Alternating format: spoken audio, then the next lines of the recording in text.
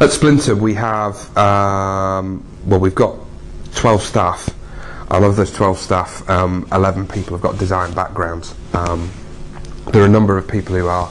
lead designers, or like myself, who deal a lot with the business side of it. So we've probably got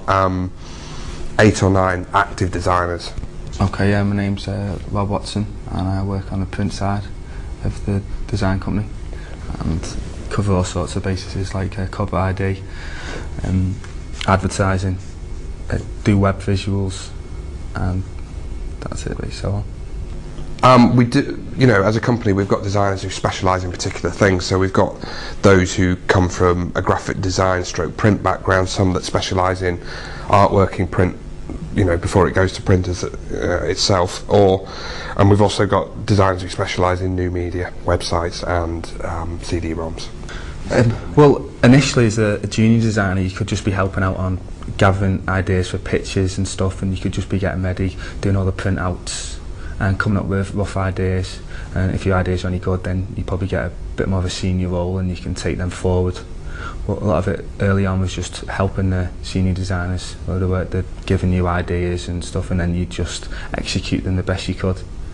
And then I was lucky enough to work on a big print campaign, a pit stop campaign, and I managed to develop some of the concept for that, so I was given a bit of more of a lead role on that,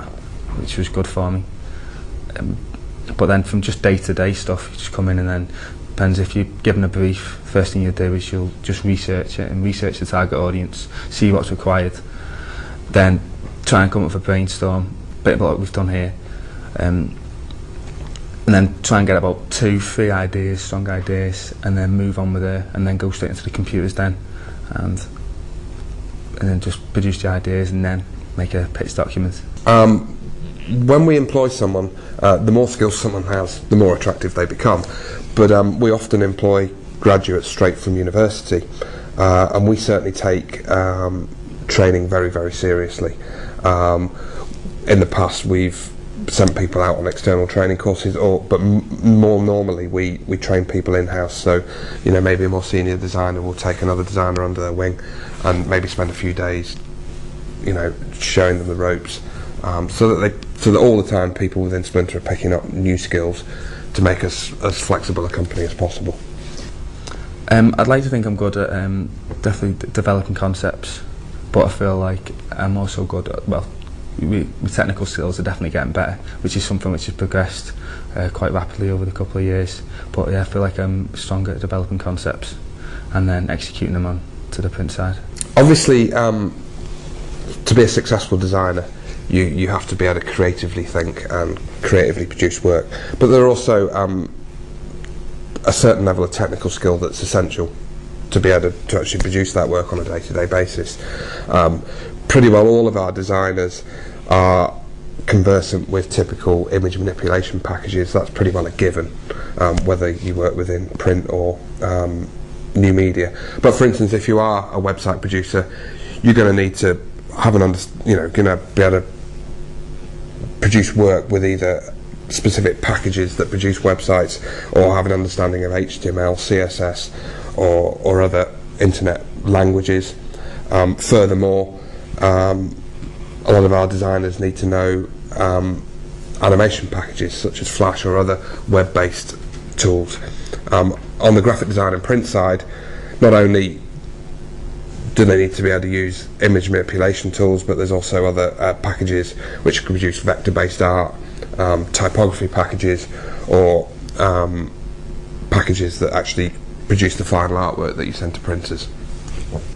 I think the idea is the most important thing, because your technical skills, you can develop them over a few years. I think with them, I think you can be taught them, you can teach yourself, but having the ability to come up with strong ideas is definitely, I think, is the key.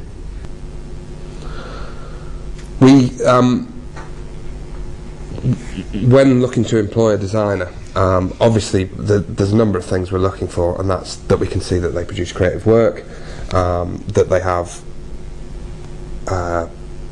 aptitude within the core packages that we use, and also we would be looking for the ability to produce a range of different work in different styles. if someone came to us and they were absolutely, you know, the work was absolutely stunning, but they could only produce in one particular style of illustration, for instance, that may be an issue for us, because obviously